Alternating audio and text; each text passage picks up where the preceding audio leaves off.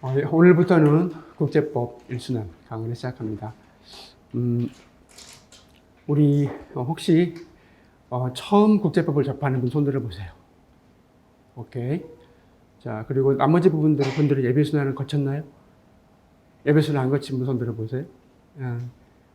그리고 처음 듣는 분 다시 한번 손 들어보세요. 오케이. 예, 알았습니다. 우리 1순환은 예비순환과 동일하게 초보를 처음 아주 쉽게, 그리고 처음부터, 하지만 좀 더 스피디하게, 좀 깊게 해서 전 범위를 커버하도록 이렇게 강의가 진행됩니다. 그래서 국제법을 처음 듣는다 해서 전혀 걱정할 수는 없습니다. 모르면 질문을 하세요. 네, 이렇게. 자, 오늘 나갈 진도는 사실 우리 국제법 28회죠. 근데 사실 28회만 가지고는 국제법 전부를 다 하기에는 좀 시간이 부족해요. 실제 그래요. 양이 많으니까. 그래서 제가 2회 정도 무료 특강을 예정하고 있어요. 그래서 지금 우리가 농담 따먹게 하거나 이럴 시간이 전혀 없어요. 시간이 부족하기 때문에 바로 강의에 들어가는데요. 오늘 할 주제들은 다음과 같습니다. 첫 시간에는 일단 국제법 내용은 안 들어가고요. 바로 오리엔테이션. 1순환을 어떻게 우리가 앞으로 준비할 것이냐. 그 방향을 이제 설명하겠습니다. 이걸 왜 하냐면, 이 방향을 먼저 잡아야 여러분들이 1순환 공부할 때 시행착오가 없거든요. 시행착오를 막기 위해서 1순환을 공부할 때, 1순환을 진행할 때 어떻게 따라야 할지 같이 보겠습니다. 우선 그 자료가 오늘 꽤 많죠. 첫날이라서 그렇고요. 아마 내일부터는 자료가 많지 않을 겁니다. 그 자료 중에 국제법 1순환 매뉴얼이라고 되어 있는 자료 있어요. 국제법 1순환 매뉴얼. 가로로 보는 그런 자료입니다. 국제법 1순환 매뉴얼. 네. 찾았어요? 네. 자, 우선 먼저 우리가 사실 내년 시험이 합격의 목표죠. 그러면 당연히 어떤 시험 문제가 나오는지 알아야겠죠. 시험 문제가 어떻게 나오는지 모르는 상태에서 공부를 한다는 것은 말이 안 되죠. 그죠? 그래서 이제부터 제가 시험 문제지를 보여드리겠습니다. 원래는 굉장히 큰 문제지가 엄청나게 커요. 생각보다. 근데 이걸 줄였어요. 자, 어디냐면 시험 문제지를 직접 보겠습니다. 바로 오면 열어보세요. 오면.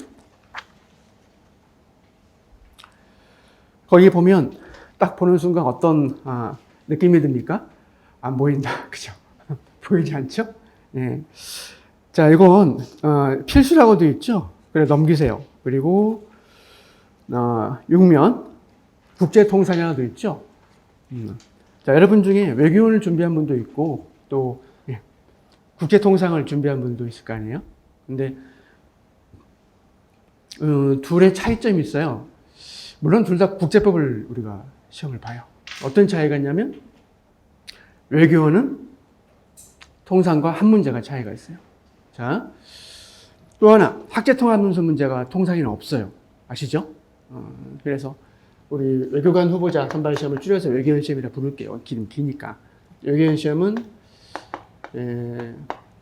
첫날에 오전과 오후에 걸쳐서 학제통합문서 문제를 봅니다. 아마 내년까지 그럴 것 같아요. 25년부터는 통합논술이 1, 2가 아니고 하나만 봅니다. 근데 아마 내년까지는 1, 2를 다 보는 걸로 알고 있어요. 맞죠? 그래서 1과 2의 차이가 뭐냐? 없어요.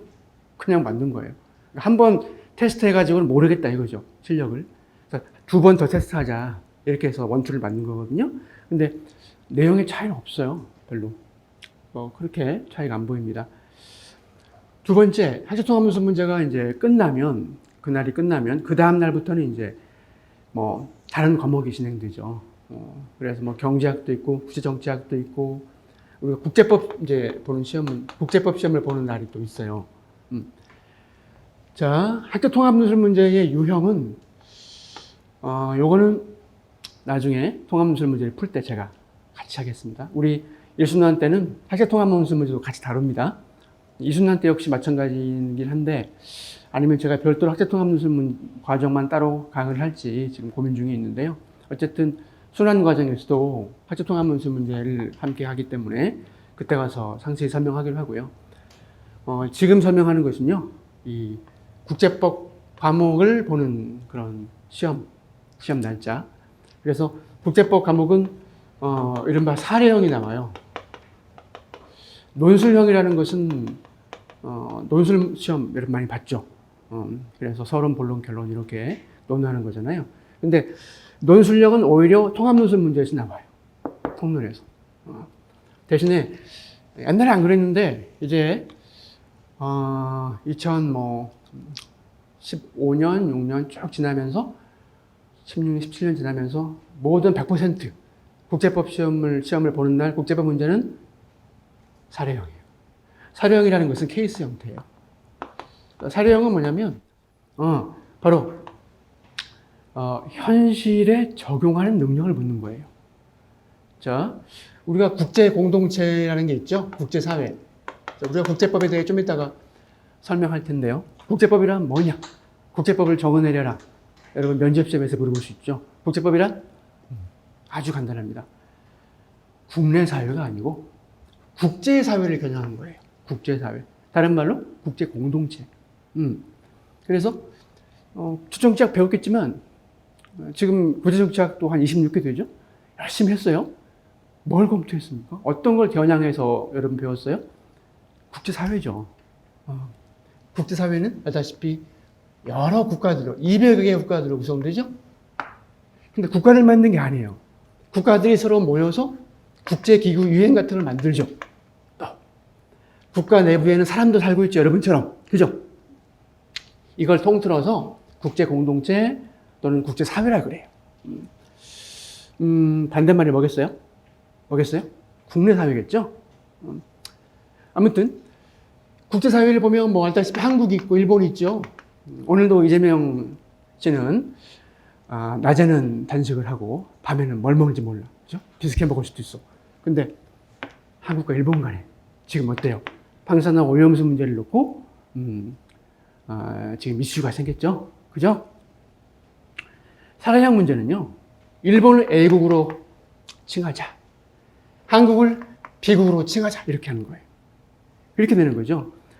일본 A국이 오염물질을 배출했을 때 이렇게 B국에 통과하지 않고 한국에 통과하지 않고 오염물질을 매우 많이 배출했을 때 이것은 국제법 위반이냐. 국제법 위반이라 하더라도 혹시 국제 정당화 될 수 있는가? 이렇게 내는 거예요. 알겠죠? 그래서 이 사례형 문제, 요게 오늘날 지금 외교원 시험, 통상 시험에서 100%로 나옵니다. 직접 볼까요? 오면 보면은 제1문, 2문, 3문 있죠. 그래서 우리가 시험 문제는 3가지 문제가 나와요. 그러니까 보통 과거에 4문제 나온 적 있어요. 한번 4문제. 네. 근데 그 딱 한 번 빼고는 나머지는 전통적으로 외모고시 또 그 후에 나온 외교원 시험 모두 3문제입니다. 1문, 2문, 3문. 그리고 합쳐서 100점이에요. 보통 어떻게 구성되냐면 1문, 2문, 3문 있죠? 그러면 50점, 25점, 25점 낼 수도 있어요. 합쳐보세요. 자, PSA 당연히 되죠? 네, 100점이잖아요. 그죠? 50, 25, 25, 100점. 이렇게 내는 경우는 드물어요. 오히려. 그러니까 우리가 모의고사 시험 1순환 때 50점 문제를 보잖아요. 안 나와요. 그렇게 시험에. 네, 40점 아니면 이렇게 40점, 30점, 30점 이렇게 나오는 경우가 더 많거나 40점, 40점, 20점 나오거나 이런 경우들이 더 많아요. 다만 경우에 따라 50점, 25, 25도 나오기도 해요. 자, 이 문제를 잘 보면 안 보이지만 30, 30, 40이죠. 그죠? 30, 30, 40. 자, 여러분 구체정치학 모의고사 볼 때 답안지 써봤죠? 안 써봤어요? 써봤죠? 몇 쪽입니까? 네, 10쪽이죠. 10쪽 아마 다 알 거예요. 뭐 국제 선생님도 어떻게 써라 알려줬을 거예요. 그죠? 10쪽이면 100점이잖아요. 이걸 120분 동안 써야 돼요. 그래서 100점짜리가 아까 본 문제라면 40점, 30점, 30점이잖아요. 그러면은 이걸 10쪽에 써야 되잖아요. 그러니까 딱 비율이 나오죠. 그래서 40점짜리는 4쪽에 쓰고, 그 다음에 또 40점짜리는 또 4쪽에 쓰고, 나머지 20점짜리는 몇 쪽 써야 될까요? 2쪽 써야겠죠. 그죠? 이게 원칙이야. 4, 4, 2 합쳐보세요. 10쪽 되잖아요. 그죠? 이렇게. 그리고 120분이잖아. 120분을 100 더하기 20으로 나누는 거예요. 100분 더하기 20분. 보통 이렇게 말해요. 20분은 아이디어를 어떻게 쓸까 아이디어를 고민하는 시간이다. 이거 초안 작성이라 하거든요. 근데 꼭 초안을 작성할 필요는 없는데 초안을 작성하면 편해요. 목차를 정해서 정착했죠. 아이디어를 짜는 데 20분 걸리고 나머지 100분 동안 열심히 쓴다. 이거죠. 열심히 쓴다. 40점은 40분간. 그죠? 그리고 20점짜리는 20분간. 됐죠? 시간이 재고. 근데, 지금이야 여러분들이 이제 일순환 처음 국제법 공부하거나 이제 공부한 지 얼마 안 되기 때문에 책을 안 보고 쓰는 게 사실 쉽지 않죠. 그죠? 그래서 우리 추정차는 모르겠지만 국제법은요, 일단 문제를 좀 던져줍니다. 여러분들이 고민할 시간을 주기 위해서. 그래서 오늘 자료가 많죠? 그 중에 자료라고 되어 있는 자료 보세요. 자료라고 되어 있는 자료. 맨 밑에 볼까요? 뭐라고 되어 있어요? 제1회 모의고사 9월 6일 수요일 미리 보기 문제. 맞죠? 자, 자료라고 되어 있는 첨면 그 차례 제 자료죠. 넘기지 말고 페이지 넘기지 말고 첨면의 박스의 표의 맨 아래줄. 그죠? 제1회 모의고사 미리 보기 문제 해서 미리 문제를 제가 여러분한테 보여줍니다. 다만 변형은 가능합니다. 바꿀 수는 있습니다. 근데 왜 이걸 던져주냐면 답안 작성에 서툴고 하기 때문에 어떤 때는 어느 정도 답안 작성이 되면 아예 미리 보기 문제 안 주고 그냥 출제할 수도 있습니다. 근데 일단 초반기, 중반기에는 여러분 답안 작성에 서툴기 때문에 일단 문제를 먼저 던져준 다음에 그럼 여러분 어떻게 해야 될까요? 강의 듣거나 아니면 복습할 때 어떻게 쓸지 고민해야겠죠? 혼자 할 수도 있고 스터디 할 수도 있습니다. 그리고 어떻게 한다? 시험장에서 아직 못 찾았어요? 자, 자료 1회 그죠? 맨 밑에 시험장에서 어떻게 한다? 시험장에서 중요합니다. 잘 들어보세요. 시험장에서 되도록 안 보고 쓴다. 안 보고 쓴다. 처음 공부하기 때문에 아니면은 예비순환밖에 안 들었기 때문에 책을 안 열면 못 써. 조문이 기억이 안 나니까. 그죠? 선생님 어떡해요? 이거 다 점수 들어가는데 종합반 같으면. 이제 여러분은 갈림길에서 선택을 해야죠. 갈림길에서. 보고 쓴다. 좋은 점수 받아야지.